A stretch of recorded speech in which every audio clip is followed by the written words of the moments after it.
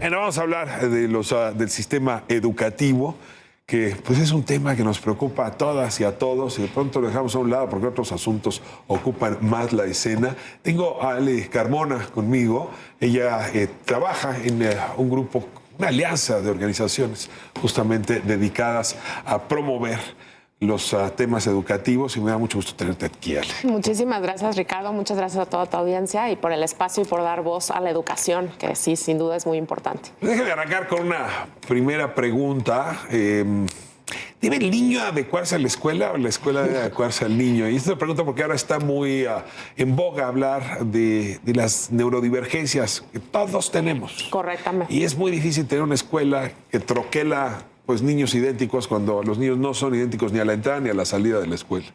Exacto, y bueno, la neurodivergencia justamente lo defines, todos somos distintos, cada persona es diferente, aprendemos, procesamos la información, nos comportamos y socializamos de diferente manera. Eso es la neurodivergencia, es reconocer esa diversidad. Ahora, ¿debe el niño adaptarse a la escuela? No.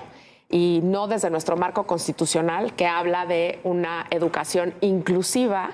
Y de eso se trataría, tener escuelas de paredes anchas, pisos parejos, techos altos, que permitan que todos estemos en la escuela y que la educación que recibamos sea de calidad, atendiendo justamente a nuestras diferencias. Ahora, este es el principio general, sí, muy aplaudible. Sí. A mí me ha tocado dar clases preparatoria y universidad, quizás una experiencia distinta a la de la escuela primaria, pero el problema creo que es similar. Si el salón de clases es muy grande, ¿no? Si yo paso de tener 15 alumnos a 60, 45, es muy difícil que la maestra o el maestro pueda entender las particularidades de cada niña, de cada niño, y luego acompañarlos según sus propias capacidades. Entonces, aquí es donde pasamos pues, de una carta a Santa Claus amplia y bellísima, sí, a capacidades escolares y de infraestructura y pedagógicas muy limitadas.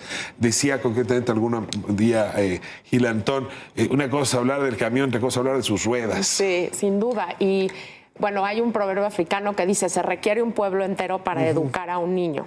Y tienes toda la razón. Nosotros el año pasado hicimos un reporte, el reporte habla del estado de la educación en México. Y una de las cuestiones que se identifican ahí como reto, y como no nada más como reto, sino como factor escolar más relevante, es sin duda el docente.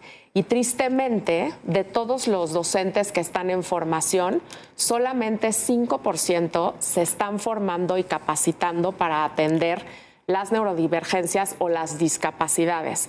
Ser neurodivergente no te hace no te acerca a la discapacidad. No te acerca a la discapacidad, pero sin duda las barreras que son las que están afuera, las que ponemos la propia sociedad cuando algo no es lo típico, lo neurotípico es lo que socialmente todos manejamos de alguna manera, es cuando la persona que tiene alguna discapacidad, algún trastorno del espectro autista, alguna discapacidad incluso física, pero el ambiente de fuera no le permite desarrollar su pleno potencial, esa es la barrera y ahí es donde vienen los retos. Y como mencionas, el docente tendría que estar formado, trabajo de equipo con psicopedagogos, con diagnóstico, para poder sí atender a los alumnos. Tienes el tema docente y que en efecto no tendría por qué estar solamente la profesora frente a aula responsabilizada de todo el tratamiento de las diversidades. Correcto. Tendría que ser un equipo el que estuviese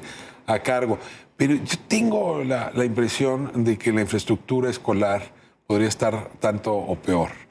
Recuerdo todavía, secretario de Estado no hace mucho, en fin, para sexenios, Alonso Lujambio, decía, pues sí, no hay suficientes canchas de fútbol, pues que los niños salten la reata. Entonces decía uno, bueno, a ver, parte justamente de esos años tiene que ver con el control de emociones y de energías. Sí. Y no hay espacios en muchas de las escuelas, sobre todo en ciudades, que estén pensados para que los niños con necesidad de actividad puedan desarrollarla. Ya olvídate de lo que puede implicar tener un pizarrón, bancas, en fin, adecuadas a estas divergencias. Tenemos muchos retos y eso es lo que identificamos en ese reporte del que hablaba.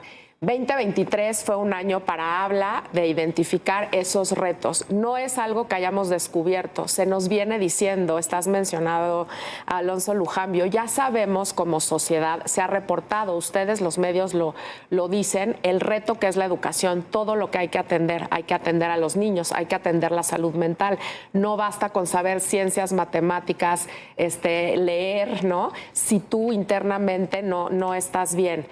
Los docentes, más docentes, mejor capacitados, la infraestructura, la tecnología al servicio, en fin, es todo un ecosistema necesario de abordar para poder tener la educación, que es un derecho, y es un derecho de aprendizaje a lo largo y ancho de la vida, no es nada más en el aula, y como sociedad lo debemos de atender.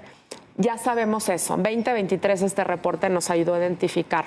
En este 2024 lo que queremos es pasar de los qués a los cómo sís. Cómo sí podemos, como sociedad, mover la brújula. Cómo sí podemos que haya infraestructura, la elemental. Y hay una gran respuesta y una gran oportunidad ahí de las alianzas público-privadas, de poder tender puentes teniendo a la educación como eje, tendiendo al aprendizaje y el desarrollo de las personas al centro para poder solucionar infraestructura, espacios, programas de aprendizaje, recursos para aprender. Hablando de las discapacidades, en un foro que tuvimos la semana pasada, justamente en neurodivergencias e inclusión, con Bárbara Anderson, Doris González y la doctora Lilian Chauvet de altas capacidades, nos decían, hay escuelas en donde efectivamente cuentas con el libro de texto en braille, pero el maestro no sabe enseñarle al niño leer en braille. Ni hay nadie en la escuela que pueda apoyarlo. Entonces es como... Déjame terminar con este reporte. El año pasado tuvieron un gran evento, justamente también, el reporte Habla, estuvo Harari aquí, que además es como un gran visionario de hacia dónde va la humanidad. Vienen con evento también este año y decías... van a pasar de los qués a los cómos. Con esto cerramos. ¿De qué va el reporte y de qué va el evento de Habla este año? El reporte es un mapa sistémico, un análisis sistémico para que todos como sociedad nos podamos ubicar en dónde estoy yo en educación, en todo lo que es educación, cómo puedo contribuir, de quiénes necesito, cuáles son las coincidencias, cuáles son las diferencias, dónde están las ausencias para atenderlas. Y de eso vamos a hablar en este Summit, que es el 24 de octubre de este año, en el auditorio Blackberry, que fue nuestra casa el año pasado también. Y tendremos a grandes personalidades. Primicia, aprovechando tu espacio, estará con nosotros Malala, estará con nosotros Esther Duflo, estará con nosotros Mercedes Mateo del Banco Interamericano de Desarrollo, cabeza en educación.